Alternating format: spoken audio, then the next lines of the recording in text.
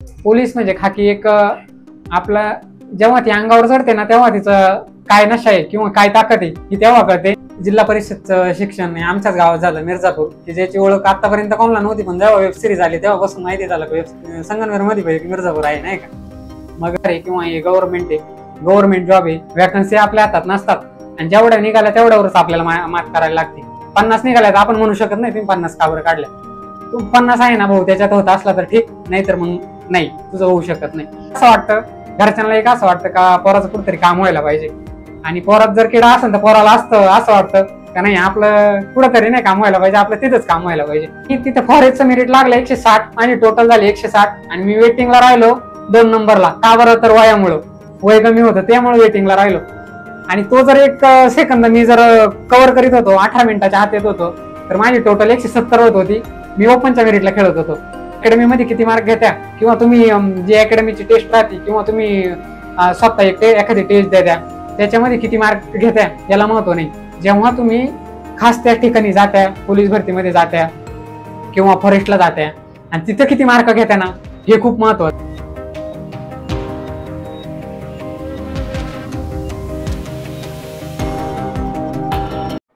माझं नाव आशुतोष वलवे. मी मिर्झापूर, तालुका संगमनेर, जिल्हा अहमदनगर इथला आहे. माझं जिल्हा परिषदचं शिक्षण आमच्याच गावात झालं मिर्झापूर, की ज्याची ओळख आतापर्यंत कोणाला नव्हती, पण जेव्हा वेब सिरीज आली तेव्हापासून माहिती झालं की संगमनेर मध्ये मिर्झापूर आहे नाही का. मग जिल्हा परिषदचं शिक्षण तिथं झालं. त्यानंतर मी दांद्रफळला गेलो. दांद्रफळला माझी 10वी पर्यंत शिक्षण झालं. मग 12वीला आलो सह्याद्री कॉलेजला, 12वी केली. 11वी 12वी सह्याद्री कॉलेजला केलं.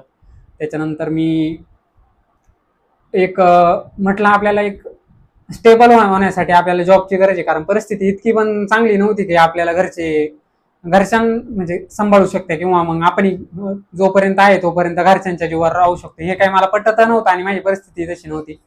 आई वडील शेती करता, सगळे कामाची काम काम काम, त्यांना दिवसभर सकाळी आई सकाळी 5 वाजता उठते तर संध्याकाळी मी झोपायच्या नंतरच झोपते, एवढं मात्र नक्की, कारण तिला झोप नाहीये.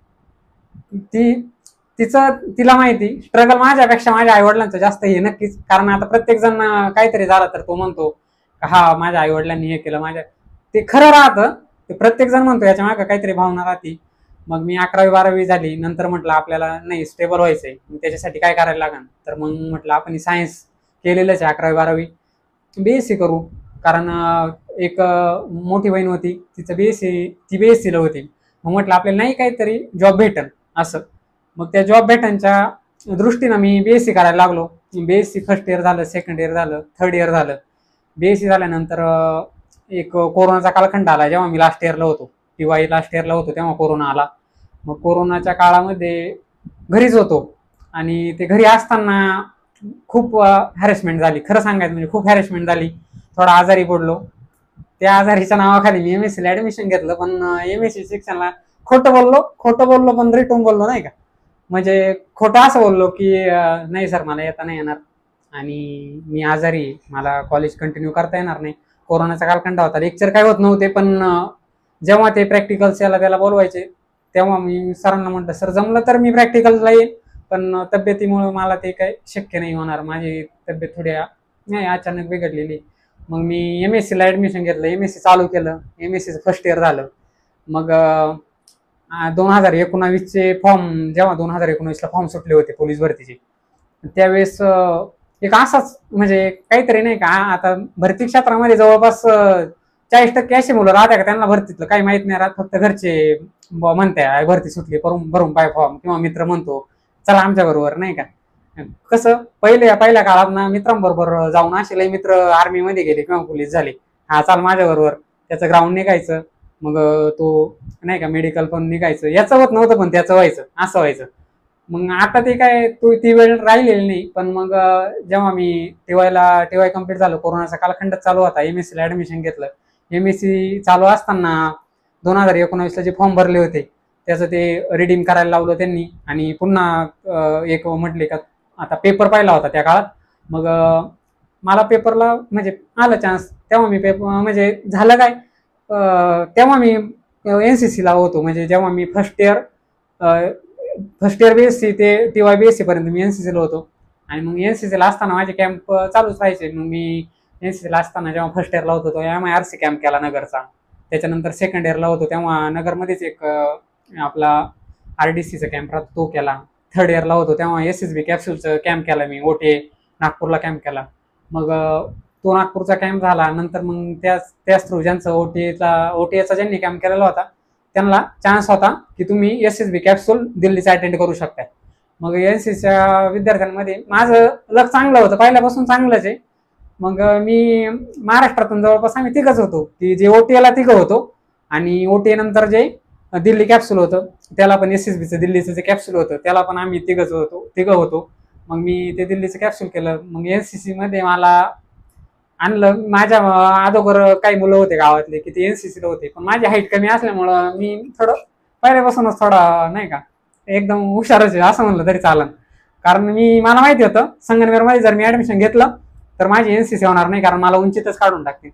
आणि मी मग थोडा ट्रायबल एरिया होता, राजूर सारखा ट्रायबल एरिया आहे, त्या एरियामध्ये गेलो. कारण मला माहिती होतं आपल्याला NCC करायची आवडही पहिल्यापासून होती. जसं की 4थी पर्यंत आपण नाही का काळे बुट, व्हाईट सॉक्स आणि मग ते 15 ऑगस्ट ते 26 जानेवारी करायचो, तेव्हापासूनच आवड होती का आर्मीत जायचंय. मग जेव्हा फर्स्ट इयरला सेकंड इयरला होतो तेव्हा आर्मीचा पण ट्राय केला, पण उंची काय बसली नाही. मग त्यानंतर मी TY ला असताना जेव्हा कॅम्पला होतोय NCC जे SSBचं कॅप्सूल होतं दिल्लीला तिथं होतो. मग ते कॅप्सूल चालू असतानाच तेव्हा 2019चे फॉर्म सुटले होते जेव्हा मी TY ला होतो. मग ते फॉर्म सुटल्यानंतर माझा एक मित्र आता तो सध्या आर्मीत आहे, माझ्या हातोगर लागला आणि त्याला म्हटलं बाबा आपलं ना फॉर्म मला काय भरता येणार नाही, तू तेवढा फॉर्म भरून दे. मग ताईला म्हटलं ताई माझी 2013ला ती पोलीस आहे, कारागृह पोलीस आहे, ती पण पोलीस आहे. घरात एक माणूस झालं होतं, पण त्या माणसाच्या मागं लागून मी काय लगेच नाही गेलो, त्या क्षेत्रात उतरलो नाही. मला असं वाटायचं आपल्याला स्टॅबिलिटी महत्वाची. आपण हे क्षेत्र असं आहे ना, या क्षेत्रात सांगता नाही येत सक्सेस मिळेल किंवा नाही. फक्त आपले कष्ट आपण प्रामाणिकपणे करू शकतो एवढंच सांगेन. कारण सक्सेसचं असं लिखित नाही राहत, कारण इथं हे सरकार आहे किंवा हे गव्हर्नमेंट जॉब आहे, वॅकन्सी आपल्या हातात नसतात आणि जेवढ्या निघाल्या तेवढ्यावरच आपल्याला मात करायला लागते. 50 निघाल्या तर आपण म्हणू शकत नाही तुम्ही 50 का बरं काढल्या. तू 50 आहे ना भाऊ, त्याच्यात होत असला तर ठीक, नाही तर मग नाही, तुझं होऊ शकत नाही. तर मग तेव्हा 2019ला ताई म्हटली नवी मुंबई जिल्हा एक भारी जिल्हा आहे बरं का. कारण ती होती त्या फ्लो मध्ये, तिला माहिती होतं कोणत्या जिल्ह्यात किती ड्युटी काय कसं काय आणि कुठले म्हणजे खाकी सारखीच आहे, पण त्यात पण एक आवड राहते प्रत्येकाची का हा भाऊ आपल्या जिल्ह्यात झालं पाहिजे, आपल्या तालुक्यात झालं पाहिजे, आपल्या गावच्याच पोलीस स्टेशनला झालं पाहिजे, हे प्रत्येकाचं काहीतरी स्वप्न राहतं. मग मी तेव्हा 2019ला नवी मुंबईचा फॉर्म भरला, ज्याची लेखी परीक्षा 2021ला झाली. मग 2021ची जेव्हा लेखी परीक्षा झाली तेव्हा मी म्हटलं ठीक आहे चला. ताई म्हटली आता तू भले अभ्यास नाही करत ठीक आहे, पण मग तू येऊन जा पेपर देऊन पाय तुला काय वाटतं. मग म्हटलं बरं ठीक आहे येतो. मग ताईच्या घरी गेलो, ताई पेपरला घेऊन गेली. दाजी पेपरला घेऊन गेले मला, म्हणजे नाही का माझा एकदम थाट असा की वॅगनर मध्ये पेपरला गेलो, म्हणजे मी तर काहीच नाही पण नाही का, म्हणजे असं एक सपोर्टिव्ह सगळेच होते त्याच्यामध्ये, सगळ्यांचाच वाटा राहतो. मग मी पेपरला गेलो, पेपरला बसलो, पेपर दिला. अरे वा म्हटलं पेपर तर काय सोपा राहतोय म्हटलं. मग पेपर देऊन पाहिला, ठीक आहे. मग बाहेर आलो पेपरच्या, घरी आलो, ताईला म्हटलं हा चांगले मार्क पडतील काय काळजी नको करू, 70-80 मार्क पडतील. बरं म्हणले ठीक आहे. मग ती म्हणली दे तुझे क्वेश्चन पेपर आणि आन्सर की दोन्ही पण दे, मी चेक करते किती मार्क्स आहेत काय. तर माझं मार्क्स खूप आले मला, म्हणजे एकदम टॉपचे मार्क आले 47, 100 पैकी 47 नाही का. म्हणजे मी कशाच्याच रेंजमध्ये नव्हतो. मला तर माहिती होतं मी बाहेर आहे, पण मी त्या मुलांच्या फार जवळपास सुद्धा नव्हतो का जे मुलं खास स्ट्रगल करतात त्या मुलांच्या जवळपास सुद्धा नव्हतो. त्यावेळेस एक नवी मुंबईला सध्या कार्यरत आहे पोरगा, तर त्यांनी त्यावेळेस पेपरला 92 मार्क टाकले होते आणि 92 समथिंग 93 काहीतरी. तो आज तिथं कार्यरत आहे. त्या मुलाचं म्हणजे तो मुलगा तिथं त्यावेळेस 92 टाकले होते, मला त्यावेळेस 47 मार्क्स होते. म्हणजे मी म्हटलं नाही ते कष्ट करताय म्हणून त्यांना मार्क पडताय, आपण काही त्या क्षेत्रातच नव्हतो. मग MSc चालू झालं. MSc करता करता मग तो जो पेपर दिला मी नवी मुंबईचा आणि तेव्हा मला 47 मार्क पडले. तिथून घरी आल्यानंतर मला काय झालं काय माहित नाही, पण म्हटलं नाही व्हायचं तर पोलीसच व्हायचं आणि काय करायचं तेवढे कष्ट पोलीसला करायचे. कारण मला पहिल्यापासून कंपनी जॉब करणं किंवा ह्या गोष्टींना काय आवड नव्हती. ह्या गोष्टीला काय आवड नव्हती का कंपनीत जॉब करेन, किंवा मग मला सॅटिस्फॅक्शन त्याच्यात नव्हतं. मला सॅटिस्फॅक्शन हे पहिल्यापासून वर्धित होतं. फक्त तो मधला काळ होता ना, तो मी स्टॅबिलिटीच्या नादामध्ये मी तो एक फक्त जे पाहिजे नाही, आपल्याला आवड नाहीये तरी पण ते शिक्षण घेऊ आपण ह्या दृष्टीनं घेतला. तेच जर वर्ष मी इकडं अभ्यासात दिले असते तर मला वाटतं आज जे काय झालंय त्याच्यापेक्षा नक्कीच अजून काहीतरी चांगलं झालं असतं. आणि करू आपण ते पण चांगलं करू. मग तो पेपर दिला, 47 मार्क पडले. तेव्हा मग मी घरी आलो, नाही ठरवलं म्हणलं व्हायचं तर पोलीस व्हायचं. मग तिकडून आल्यानंतर मग मला ताई लगेच म्हटली, बरं तुला ठीक आहे, तुला व्हायचं होय तू. मग मी MSc कंटिन्यू चालू ठेवली. बाहेरून पेपर दिले, फिजिकल ते प्रॅक्टिकल्स वगैरे राहतात ते पण दिले. मग MSc चालूच होतं, बाहेरून पेपरला जायचं फक्त. सगळे सहकार्य करायचं, तिथल्या शिक्षकांनी सहकार्य केलं, विद्यार्थ्यांनी सहकार्य केलं. आणि कॉलेज घरगुतीच होतं, मायबाप कॉलेज होतं आपलं, त्यामुळे काही विषय नाही. मग MSc चालू असताना मी इकडं 2020-21च्या काळामध्ये संगमनेरला आलो. आणि मला माहिती होतं मी कमकुवत आहे, आपल्याला अभ्यास करायला, आपल्याला त्या क्षेत्रात त्या माणसांबद्दल मध्ये राहायला लागन की जे माणसं खरंच त्या क्षेत्रामध्ये. मग मी 2020-21ला ऍडमिशन घेतलं. मी ध्यासपर्व करिअर अकॅडमीला ऍडमिशन घेतलं 2020-21ला. मग माझी सुरुवात तिथून झाली. मी 2020-21ला ध्यासपर्वला ऍडमिशन घेतलं. त्यानंतर मी अभ्यास चालू केला. आणि मला माझं एकच टार्गेट होतं, जी पुढची काय भरती निघत त्या भरतीत आपण 100% जागा करायची. मग ती जागा एक असू तिथं, नाही तर 2 असू. आणि मग मी अभ्यास चालू केला. स्टार्टिंग अभ्यासाची माझी परत 47 पासूनच झाली, तो काही विषय नाही. 47 मार्क्स पहिल्या पेपरला, दुसरा पेपर 55 मार्क, तिसरा पेपर परत 50 मार्क. असं करता करता मी 6-7 महिन्यातच ध्यासपर्वला माझी पेपरची जी मार्क आहे ते मी जवळपास 6-7 महिन्यातच 80 कंप्लीट केली. म्हणजे 80 मार्क मी पेपरला हमखास वाढायला लागलो. आणि अभ्यास असा करायचो की घरून यायचो, लेक्चर करायचो, लेक्चर करून परत घरी जायचो. 5-6 महिने मी तेच केलं नाही का. म्हणजे लेक्चर करायचे, घरी जायचो, आराम करायचा, जेवण करायचा, आराम करायचा, जेवण करायचा, आराम करायचा. आणि एकच फक्त पुस्तक जेवढे आहे ना ते असेच इतर पडेल राहायचे. उशाला काही, पायथ्याला काही, कडाला काही, इकडून काही. गादी ती कधी काढली नाही आणि मम्मीला त्यांना काढून पण दिली नाही. तीच गादी, तीच बाज आणि तिथंच अभ्यास नाही का. मग एक 6-7 महिन्यानंतर ना मार्क वगैरे यायला लागले. पण माझं टार्गेट एकच होतं, जी पहिली भरती निघन त्या भरतीतच जागा करायची. मग मी 2021-22ला जी भरती निघाली त्यावेळेस म्हणजे 1 वर्षानंतर, मी अकॅडमी लावल्यानंतर 1 वर्षानंतर कंप्लीट भरती निघाली. आणि त्या भरतीमध्ये ना माझा एक स्वभाव होता नाही का, एक गोष्ट आवडली ना ती गोष्ट मी काही करून तीच गोष्ट करतो. साहजिक म्हणजे मी मला पेट्रोल पंप, गाडीला पेट्रोल टाकायचं असलं, मी जर पेट्रोल मला वाटलं नाही ह्या पंपावर चांगलं भेटतं, मी त्याच पंपावर जाणार, भले ते मला 5 किलोमीटर जास्त जायला यायला का व्हायना. मग मी अकॅडमी लावली ना, मला माहिती होतं आपलं काय कच्चं आहे, गणित कच्चं आहे, करंट कच्चं आहे, जीके कच्चं आहे. मग आपल्याला गणिताला टॉपचं मार्गदर्शन कोण करू शकतात. मग मी त्याच करू ऍडमिशनच घेतलं. म्हणजे 100% आपला 100% दिला. मग मी 6-7 महिने घरीच जाऊन येऊन अभ्यास करायचो. आणि जवळपास असं आहे की मी 6 महिने माझ्या घर ज्या वावरात आहे ना त्या वावरात सुद्धा गेलो नाही. 6 महिने, म्हणजे मला माहितीच नव्हतं त्या वावरात काय चालू आहे. आई वडीलच काम करायचे आणि आई वडीलच सगळं करायचे. मला माहिती नव्हतं माझं तिथं काय काम चालू आहे, मला खरंच माहिती नव्हतं. मी 6 महिन्यानंतर माझं जे घर आहे ज्या वावरात आहे ना त्या वावरात मी 6 महिन्यानंतर गेलो अकॅडमीला ऍडमिशन घेतल्यानंतर.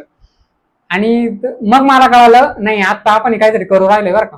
आपण ना आहे करंट मध्ये आहे, आपण आपल्या विजनला आलेलो आहे, आपल्याला काहीतरी एक रस्ता दिसलेला आहे आणि त्या रस्त्यावर आता आपण आहे. कारण मला अभ्यास, अकॅडमी आणि ते पुस्तकं आणि तो संघर्ष बस तेवढंच माहिती होतं.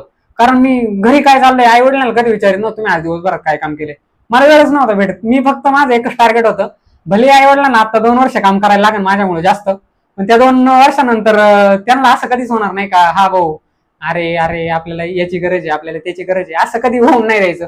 त्यासाठी मी ना एक 6-7 महिने माझा कंटिन्यू अभ्यास. त्याच्यानंतर मग मी लॅबला यायला लागलो. लॅबला आल्यानंतर फायदा असा झाला की कॉम्पिटिशन खरी कळाली काय असतंय भाऊ, मुलं किती टाइम अभ्यास करताय. मग बरं मुलं सकाळी येते तर डायरेक्ट संध्याकाळी किती वाजता जाते याचाच अंदाज येत नाही. त्यांचा डेस्क वेगळा, त्यांचं सगळं वेगळं, त्यामुळं आपल्याला त्याचा काय अंदाज येत नाही. मग ठीक आहे म्हटलं. पण मला एक माहिती होतं जे मुलं करताय ना त्यांच्यामध्ये मी करू राहिलो ते बेस्टच करू राहिलोय. माझं मी घरी करीत असन किंवा मी आता लॅबला जरी येत असन, तर माझा जो अभ्यासाचा जो माझं जे आवड आहे आणि माझं जे अभ्यासाचं हे ते मी 100% चांगलं देऊ राहिले आणि मी त्या ट्रॅकमध्ये आहे, मला हे माहिती होतं. त्यानंतर मग मी अभ्यास कंटिन्यू ठेवला. जेव्हा माझं 2021-22ला मी परत म्हणलं व्हायचं तर नवी मुंबई, मग 2021-22ला आलो. पेपर पहिलं ग्राउंड होतं, त्यानंतर मग 2021-22चं ग्राउंड जेव्हा दिलं त्यावेळेस कळालं का नाही राव, आपल्याला थोडे मार्क कमी पडते. कष्ट कमी केले असं नाही, 1600 पहिल्यापासूनच होतं. गुरुवारी तानाजी नरके सरांची कृपा होती. माझं 1600 म्हणजे मला जर असं म्हटलं ना, तुला 7 दिवसानंतर 1600ची हे द्यायची, तुला 7 दिवसानंतर तुला 1600 द्यायचंय, मी 7 दिवसामध्ये 1600 आउट ऑफ टाकणार, हे माझं टार्गेट होतं. माझ्याकडून तसा फिटनेस ना गुरुवारी तानाजी नरके इंटरनॅशनल पाहिलं, तानाजी नरके सरांनी ना तसं करून घेतलं होतं. मग त्यामुळे मला 1600ला कधी काही प्रॉब्लेम नाही आला. मुलांना असं वाटायचं 1600 म्हणजे काय, मला ते काहीच वाटत नव्हतं. कारण मी इतकी प्रॅक्टिस केली होती ना पैलवानांमध्ये राहून, खूप प्रॅक्टिस केली होती. पैलवानांमध्ये राहता राहता मला एक असा अद्भुत आणि इतका देव माणूस भेटला ना, तो माणूस आतापर्यंत झाला नाही, तो पण होणार पण कधी नाही. एवढा देव माणूस मला तिथं भेटला. काही ओळख नसताना त्या माणसाने मला 3 वर्ष साथ भेटली. माझ्या हॉस्टेलचं जर जेवण पाहिलं तर सगळे म्हणतील वा काय जेवण खातोय, नाही का. त्या माणसाने मला 3 वर्ष त्याचा स्वतःचा डबा ते मेसने हाताने करून खायचे ते पैलवान पोरं, आणि त्या पोरांनी मला 3 वर्ष कशाची कमतरता न करता तुपातली भाजी मला दररोज खायला देत होते. म्हणजे एक कशी बॉन्डिंग तयार झाली हे कोणालाच माहिती नव्हतं. पैलवानांमध्ये एवढी मैत्री नव्हती, तेवढी एक ऑर्डिनरी म्हणजे एक साधा माणूस आणि एक पैलवान पोरगा याच्या एवढी मैत्री होऊ शकते हे कोणालाच माहिती नव्हतं. इतकी मैत्री झाली, घट्ट मैत्री झाली. सगळे सुख दुःख आम्ही एकत्र वाटून घ्यायला लागलो. आणि मग मी जेव्हा ते नवी मुंबईचं ग्राउंड दिलं त्यावेळेस तो माणूस माझ्या सोबत होता. मला 38 मार्क्स आले. म्हटला ठीक आहे होईन, काय नको काळजी करू, असं तसं. मग मी ठीक आहे म्हटलं, चला आहे आपल्यासोबत कोणतरी.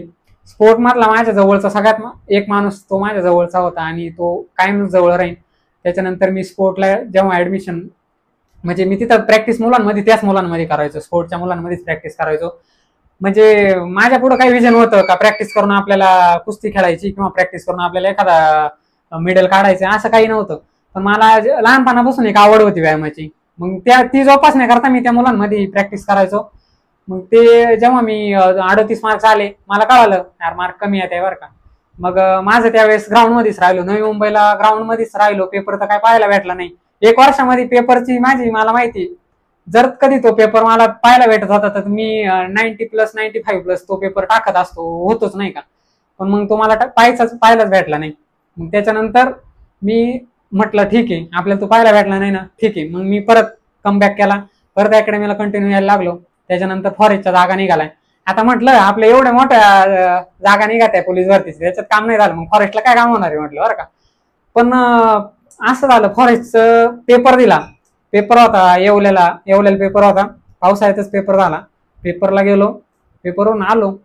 ठीक आहे म्हटलं इंग्लिश राहते, इंग्लिश एवढं पण वाईट नव्हतं का वाचताच येत नव्हतं असं पण काही नव्हतं.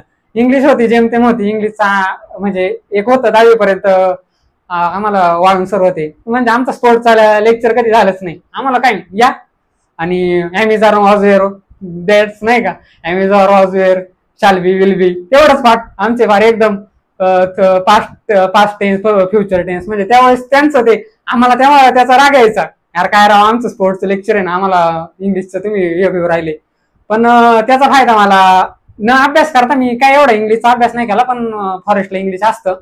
मग मला त्याचा फायदा तिथं झाला. म्हणजे अभ्यास नव्हतो करत मी फॉरेस्टचा किंवा इंग्लिशचा, माझा काही एवढा संबंध नव्हता अभ्यासाचा. मी पोलीस भरतीचा ट्राय करायचो, त्यामुळं तिकडे काही एवढा अभ्यास करत नव्हतो. पण मला चांगले मार्क आले, 100 मार्क आले मला फॉरेस्टला. आणि जे की बऱ्याच मुलांना कमी मार्क्स होते नाही का. हार म्हणलं चांगले मार्क आहे आपल्याला. मी काय फॉरेस्टचे मार्क कोणाला सांगितले नव्हते. हा ठीक आहे म्हटलं, काय फॉरेस्टला मार्क आले म्हणजे सगळं झालं असं काही नाही. पण माझी रनिंग इव्हेंट माझा हातातला होता हे मला माहिती होतं. मग मी म्हटलं नाही आता ना फॉरेस्टचं ग्राउंड काढायचं, मी लिखित काढलीचे ग्राउंड काढू आणि जिल्ह्यात चांगला मार्क घेऊन कुठेतरी फॉरेस्टला होऊन जाईन आपलं.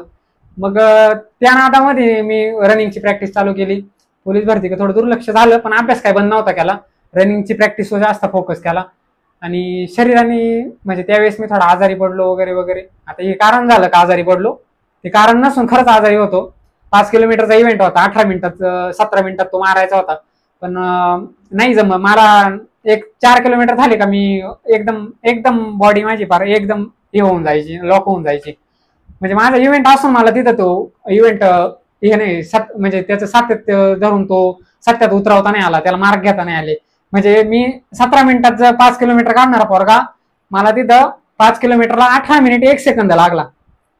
आणि तिथं फॉरेस्टचं मेरिट लागलं 160, माझी टोटल झाली 160. आणि मी वेटिंगला राहिलो 2 नंबरला. का बरं? तर वयामुळं, वय कमी होतं त्यामुळे वेटिंगला राहिलो.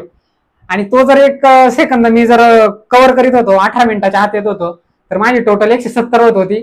मी ओपनच्या मेरिटला खेळत होतो. म्हणजे मी ओपनच्या मेरिटला त्या 1 सेकंदावरून गेलो नाही, तर माझं ओबीसी मध्ये सुद्धा काम झालं नाही. म्हणजे असं ठरवू नका का तुमचं एखादी गोष्ट चांगली मग तुम्ही त्याच्यात तरबेज आहे, असं काही नाही. ज्यावेळेस आपण प्रॉपर ती गोष्ट करतो, त्या गोष्टीत सत्यात उतरवतो, त्यावेळेस आपण तिथं पेपरला किती मार्क घेतो, तिथं ग्राउंडला किती मार्क घेतो हे महत्वाचं आहे. तुम्ही अकॅडमीमध्ये किती मार्क घेत्या, किंवा तुम्ही जी अकॅडमीची टेस्ट राहते, किंवा तुम्ही स्वतः एखादी टेस्ट द्या, त्याच्यामध्ये किती मार्क घेत्या याला महत्व नाही. जेव्हा तुम्ही खास त्या ठिकाणी जात्या, पोलीस भरतीमध्ये जात्या किंवा फॉरेस्टला जात्या, आणि तिथं किती मार्क घेत्या ना, हे खूप महत्वाचं आहे. मग फॉरेस्टला मी वेटिंगला पडलो. सगळ्यांना अपेक्षा होती यार फॉरेस्टला मध्ये याच व्हायला लागत होतं. आणि जो माझा मित्र आहे ना रेसलिंग वाला, माझ्यापेक्षा त्याला जास्त अपेक्षा होती का ह्या माणसाचं ना फॉरेस्टमध्ये काम व्हावं. त्यांची एक इच्छा होती का कुठं नाही झालं ना ह्या माणसात फक्त फॉरेस्टमध्ये काम व्हावं, ही त्यांची प्रबळ इच्छा होती. आणि भले त्यांच्या इच्छेमुळं का काय मला पेपरला चांगले मार्क आले, ग्राउंडला मार्क आले, वयाने वेटिंगला राहिलो ठीक आहे. पण मग मी ठरवलं होतं जाऊ द्या, एक काय चान्स आहे, वेटिंगला आहे, कधी काय ना वेटिंग वाल्याला जर उचललं तर उचललं. मग मी परत माझा जो पोलीस भरतीचा अभ्यास चालू होता तो चालूच राहून दिला. दररोज लेक्चर अभ्यासिका, अभ्यासिकेत येणं, अभ्यास करणं, लेक्चर करणं, कंटिन्युटी हा सगळ्यात मोठा शब्द आहे. कारण सातत्य हेच ह्या यशाचे गुरुकिल्ले असू शकतं. तुम्ही 1 वर्ष किती अभ्यास केला यापेक्षा तुम्ही भरती होऊसपर्यंत किती अभ्यास केला याला पण लय महत्व आहे. तुम्ही पहिल्या वर्ष जर भरपूर अभ्यास केला आणि दुसऱ्या वर्षात तुमचा अभ्यास झाला म्हणून तुम्ही जर अभ्यास सोडत असाल ना, तर ती आपली मूर्खपणा होऊ शकतो. त्यामुळं असं काही नका ठरवू का तुमचा एखादा इव्हेंट चांगला झालाय म्हणजे तुम्ही तो इव्हेंट सोडून द्या. आपला इव्हेंट हा आपला इव्हेंटच पाहिजे, आणि आपला जो कमजोर इव्हेंट आहे त्याच्यामध्ये किती ग्रोथ आणता येईल त्याच्यावर जास्त लक्ष दिलं पाहिजे. मग मी फॉरेस्टचं झालं, चला वेटिंगला राहिलो ठीक आहे. मग परत ग्राउंड आपली पोलीस भरती, लेक्चर वगैरे वगैरे चालू ठेवली. आई वडिलांना अपेक्षा होती का पोरगा नाही काय तर नोकरी लागावा, नाही काय तर 10,000 तरी त्याची नोकरी असावी ही त्यांची अपेक्षा. कारण त्यांचे एवढे कष्ट त्यांनी केले, त्यांना माहिती होतं ही आपण जेवढे कष्ट केले तेवढे आपल्या मुलांना होणार नाही. त्यामुळे त्यांना एकच त्यांची माफक अपेक्षा राहायची का पोराचं नाही काय तर त्यांनी 15,000ची नोकरी करा, पण नोकरी करा, तुम्ही इथं थांबू नका. मग त्यांचे फळ. मग आलो पुन्हा एकदा पोलीस भरतीचे फॉर्म सुटले. मग पोलीस भरतीमध्ये फॉर्म सुटले तर मग ग्राउंड ठीक आहे.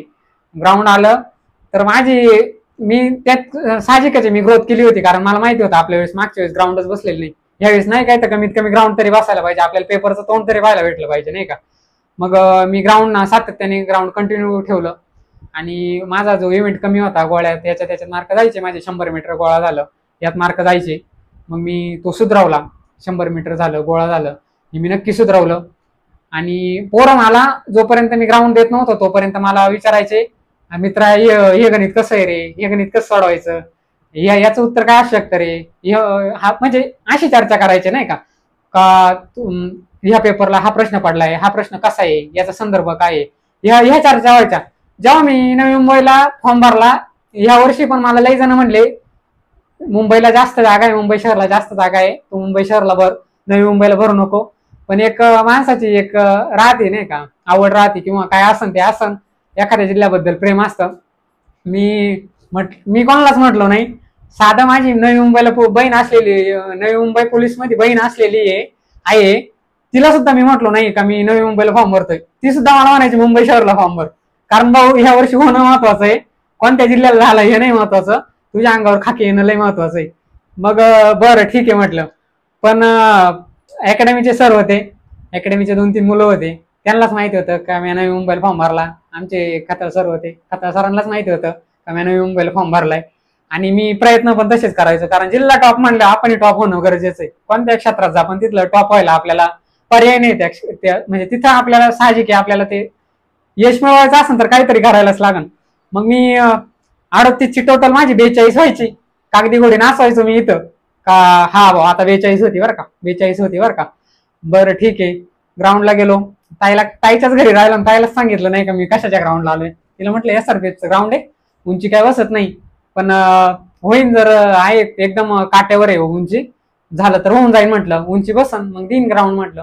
ती म्हटली देऊन पाय, आणि म्हटली जिल्ह्याचं ग्राउंड कधी?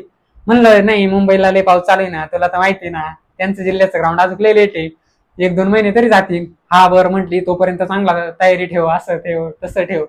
मी त्या दिवशी तिच्याशी खोटं बोलून ग्राउंडला गेलो, आणि ग्राउंड माझं जे 42चं होतं तिथं गेल्यावर 1600 आउट ऑफच होतं. त्यात काय आपण कॉम्प्रोमाइज करणारच नव्हतो, ते आउट ऑफच पडलं. आणि माझा गोळा म्हणजे एक आठवडाभरच माझा गोळा आउट ऑफ पडायला लागले होते नाही का, म्हणजे ग्राउंड येण्याच्या अगोदर आठवडाभरच माझे गोळे आउट ऑफ जायला लागले होते. नाही तर 1200 पडायचे पण आउट ऑफ नव्हते पडत. पण ग्राउंड येण्याच्या अगोदर एक 15 दिवस माझे गोळे आउट ऑफ पडायला लागले होते. एक अर्धा 3 मधला एक अर्धा तरी गोळा आउट ऑफ जायचा. आणि भरतीला जिल्ह्याने साथ दिली, आणि सगळ्यांचेच एक आपले सगळेच बॅकबोन राहतात, सगळेच आपल्या पाठीशी राहतात. त्यामुळं मग त्यांचे एक आशीर्वाद होते. त्यामुळं एक 42ची म्हणजे सगळ्यांना अपेक्षा होती कमीत कमी याला 42 यावा. तिथं माझा गोळा आउट ऑफ गेल्यामुळं, आणि 100 आउट ऑफ, ते 1600 आउट ऑफच होतं, गोळा आउट ऑफ गेल्यामुळं, आणि 100ला 10 मार्क्स आले, अशी 45 टोटल झाली. म्हणजे अशी कोणालाच अपेक्षा नव्हती घ्यायची 45 टोटल होईल, तर मला तिथं 45 एक चांगला सुखद धक्का भेटला का हा आपल्याला 45 मार्क पडले बरं का. मग मी ते 45 मार्क्स पडले, आणि आनंदाने लगेच फोन केला अकॅडमीमध्ये वगैरे पोरांना, काय बाबा 45 पडले बरं का. मग एवढे खुश झाले का त्यांना असं लगेच कळालं काय हा नाही ह्या पोराला ह्या वर्षी जर 38चा पोरगा, मागच्या वर्षी ज्या जिल्ह्याला 38 मार्क पडले त्यांनी ह्या वर्षी त्या जिल्ह्याला 45 मार्क पडले म्हणल्यावर साहजिकच आहे तो त्या जिल्ह्याचा प्रमुख हकदार आहे, राजा वही बनता है जो हकदार होता है नाही का. तसं मग मी प्रमुख, मला माहिती होतं आता पेपरचा आपण इथं चांगले आहेच आपली लेखी लई कमकुवत नाही. मग मी एक अभ्यास परत ग्राउंडवरून आलो, ताईला काय सांगितलं नाही, नवी मुंबईचं ग्राउंड दिलंय, 45 मार्क होते. आलो परत एक 5-7 दिवसाचा गॅप भेटला, ग्राउंड माझं 27ला झालं. त्यानंतर 7 तारखेला लगेच पेपर. आणि त्या जिल्ह्याचं एक टॉपचं काम म्हणजे तिथली प्रोसेस एकदम क्वालिटी आणि एकदम प्युअर क्वालिटी, म्हणजे प्युअर एकदम आपण म्हणतो ना एकदम पारदर्शकता होती त्या जिल्ह्यामध्ये, एकदम पारदर्शकता राहते त्या जिल्ह्यामध्ये. मग मी एक 27ला ग्राउंड दिलं, 7ला पेपर होता, 5-7 दिवस पेपरचा अभ्यास केला, आणि मग एकदम 1-2 दिवस आराम केला, रिलॅक्स घेतला. पेपरला गेलो, पेपर झाला, पेपरला सरासरीपेक्षा कमी मार्क्स आले, की जेवढे अपेक्षा नव्हती 2 वर्षात जेवढे मार्क कमी पडले नव्हते तेवढे मार्क्स मला पेपरला आले. पण मग ठीक आहे म्हटलं, 2 दिवसात लगेच पोरांची पेपरची एक लिस्ट आली का कोणाला किती मार्क आहे कोणाला किती मार्क आहे. तेव्हा मला कळालं का सरासरी सगळ्यांनाच मार्क कमी आलेले, मलाच कमी आले असं काही नाही, सरासरी सगळ्यांनाच मार्क कमी आलेले. मग एक मी टोटल काढून पाहिली ग्राउंड, परत ग्राउंड झालं होतं, लेखीला एवढे आले आपल्याला. मग त्यानंतर ग्राउंड झालं, लेखी झाली, आणि मग म्हटलं ठीक आहे आपली एवढी टोटल होती. आणि त्यात माझे म्हणजे ज्यावेळेस अकॅडमी करायला लागलो त्यावेळेस मला काय असं माहिती नव्हतं का एनसीसीला, म्हणजे नव्हतीच. मी 2021ला जेव्हा 20-21ला ऍडमिशन घेतलं त्यावेळेस एनसीसीला मार्क्स नव्हते. पोलीस भरती क्षेत्रामध्ये एनसीसीला जिल्ह्याला कधीच 5 मार्क भेटत नव्हते. पण मी जेव्हा अकॅडमीला आलो त्याच्यानंतर 4-5 महिन्यानंतर तो GR आला की तुम्हाला एनसीसीला 5 मार्क राहतील पोलीस भरतीला. म्हणजे मी एनसीसी होती म्हणून पोलीस क्षेत्रात उतरला असं काही नाही, एक आवड होती म्हणून उतरलो. MSc कम्प्लीट झालं माझं, आणि इकडं मी जिल्हा पहिल्या यशामध्ये म्हणजे पहिल्या प्रयत्नात मला काही यश आलं नव्हतं नवी मुंबईला. पण ह्या वर्षी मी एक चांगली टोटल करून जिल्ह्यात, म्हणजे मला पण नव्हतं माहिती पण माझं जे आधारस्तंभ आहे आणि जे आमच्या अकॅडमी सर आहे त्यांनी ना, म्हणजे मी तर तिकडच होतो मुंबईला ग्राउंड दिल्या आणि त्यांना मार्क्स कळाले. मी पण मेसेज टाकला होता त्यांना टेक्स्ट का एवढे सर मार्क्स आले. तर पोरं बसलेले होते सगळे. मला आज कळालं जेव्हा माझा तुम्ही सत्कार घेऊन राहिले सगळं करून राहिले तेव्हा मला आज कळालं का ते सर तेव्हाच म्हणाले होते का ह्या पोरांनी मागच्या वर्षी 38 मार्क्स होते, आता 45 केले ना, तर ह्या वर्षी तो जिल्ह्यात प्रथम टाकेतोय, म्हणजे टाकेतोय, त्यात नो एक्सक्यूज म्हणे का ह्या वर्षी जिल्ह्याला प्रथमच तो मार्क्स टाकेतोय. मला पोरांनी आज सांगितलं का सर असे त्यावेळेस म्हणले होते. आणि माझं जिल्ह्याला म्हणजे माझं एवढं पण टार्गेट नव्हतं का आपण जिल्हा काबीज करावा, पण ते एक योगायोग म्हणावा. सगळ्यांचे तुमचं प्रेम मानावं, त्यामुळं मी तो जिल्ह्यातच आलो, प्रथम आलो. कधी असं वाटलं नव्हतं का प्रथम येईल, पण आलो. माझे ते 3 वर्षाची एनसीसीचे मला जे माझे तिथं कष्ट होते ते मला इथं नक्कीच मला त्याचा आनंद अनुभवायला भेटला. मग मी एक आई वडिलांना बहिणीला काय सांगितलं नव्हतं, पेपर झाला तरी तिला सांगितलं नव्हतं मी इथला पेपर दिलाय. जेव्हा मी टोटल काढली आणि मला जेव्हा असं वाटलं का नाही होतंय माझं काम आज इथं, तेव्हा मी ताईला म्हटलं, अगं नवी मुंबईला फॉर्म भरला होता बरं का, आणि ग्राउंडला एवढे मार्क आहे, पेपर एवढा एवढा बसतोय, कामाचं नक्की नाही सांगत पण लिस्ट आल्या तुला नक्की सांगा का होत आहे का नाही. ती म्हणे हा असं तसं काय नाही का, म्हणजे त्यांना एक असं वाटतं, घरच्यांना एक असं वाटतं का पोराचं कुठेतरी काम व्हायला पाहिजे, आणि पोरात जर किडा असेल तर पोराला असं वाटतं का नाही आपलं कुठंतरी नाही काम व्हायला पाहिजे, आपलं तिथंच काम व्हायला पाहिजे. मग त्यामुळं माझं एक होतं खरंच, मला त्या जिल्ह्याबद्दल एक आदर होता, प्रेम होतं, आणि त्या जिल्ह्याची साथ होती मला. त्यामुळे मी या वर्षी नवी मुंबईला 2022-23 जी भरती झाली त्या भरतीत जागा किती होत्या याच्याशी मला काही घेणं नव्हतं, पण मला नवी मुंबई पोलीस व्हायचं एवढंच माझं स्वप्न होतं. आणि पोलीस म्हणजे खाकी एक आपला जेव्हा ती अंगावर चढते ना तेव्हा तिचं काय नशा आहे किंवा काय ताकद आहे ही तेव्हा कळते. सर्वसाधारण आपल्याला बाहेरून पाहिल्यावर कळत नाही का काय भाऊ खाकी काय असू शकते. पण माझं हे स्वप्न, माझ्या आई वडिलांचे आशीर्वाद आणि त्यांचे कष्ट, माझ्या त्या मित्राचं एक माझ्याबद्दल असलेलं एक म्हणजे एकदम त्या माणसाला खूप वाटायचं का या माणसाचं खरंच काहीतरी व्हावं. आम्ही एवढे जिगरी होतो का आता बस. पण तो माणूस मला आज व्यक्त होता ना, तो माणूस माझ्या जवळ नाही याची मला खरंच खंत आहे का तो माणूस आज माझ्या जवळ पाहिजे होता. का ज्या माणसाने आपल्याला आपले जे आपण आपल्याकडं खरंच आपल्या डब्याची सोय नव्हती त्यावेळेस आपल्याला त्या माणसाने एका ताटात जेवायला घेतलं. 3 वर्ष आम्ही एका ताटात जेवलो. तो माणूस आज माझं म्हणजे जे आहे ते मी कमावलंय, कर्तृत्व केलंय, त्या माणसं एवढे मी कष्ट नाही घेतले हे मला मान्य आहे, पण तो माणूस आज माझा जे हे आहे ते पाहायला जरी नाही, पण एकच सांगन, जोपर्यंत मी आहे तोपर्यंत तो माणूस आहे, आणि जोपर्यंत तुम्ही म्हणजे तुमचं जे आई वडिलांचे कष्ट राहत्या, आता प्रत्येकाच्याच आई वडिलांचे कष्ट राहत्या, पण एक राहतं प्रत्येकाच्या आई वडिलाला आपल्या मुलाबद्दल एक हे राहतं की व्हावा त्या पोराचं कुठेतरी काम होत्या. आणि एक आपलं स्ट्रगल जर 100% जर 80% असेल ना, तर जो मुलगा होत नाही आणि पुन्हा नव्याने ती गोष्ट करण्यासाठी उत्सुक राहतो त्या मुलाचं 100% स्ट्रगल राहतं. म्हणजे 100%पैकी जो मुलगा होतो ना त्याचं 80% स्ट्रगल राहतं.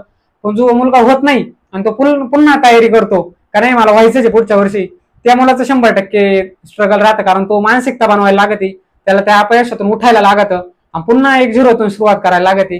त्यामुळे त्या माणसाचं म्हणजे स्ट्रगल हे झालेल्याचं जेवढं असतं त्याच्यापेक्षा ना न झालेल्याच, आणि तो पुन्हा विजन ठेवणार आणि एक का नाही आपल्याला व्हायचंच आहे पुढच्या वर्षी काही करून, त्या माणसाचं खरं स्ट्रगल राहतं. तर मी तुम्हाला सगळ्यांना शुभेच्छा देतो आणि करत राहा, कारण आता भरती चालू आहे, भरती होते. 1 जिल्हा झाला, 2 जिल्हे झाले, 3 जिल्हे झाले, जवळपास महाराष्ट्रात 36 जिल्हे, आणि त्या 36 जिल्ह्यांमध्ये आपल्याला कुठं का व्हायना पण ह्या वर्षी वर्दी मिळवायची, हे जे स्वप्न आपण सगळ्यांनी बाळगलेले ते सगळ्यांनी सत्यात उतरवा. आणि सर्वांना माझ्याकडून शुभेच्छा, आणि तुम्हाला सर्वांना वाई वाटचाल हार्दिक शुभेच्छा. धन्यवाद.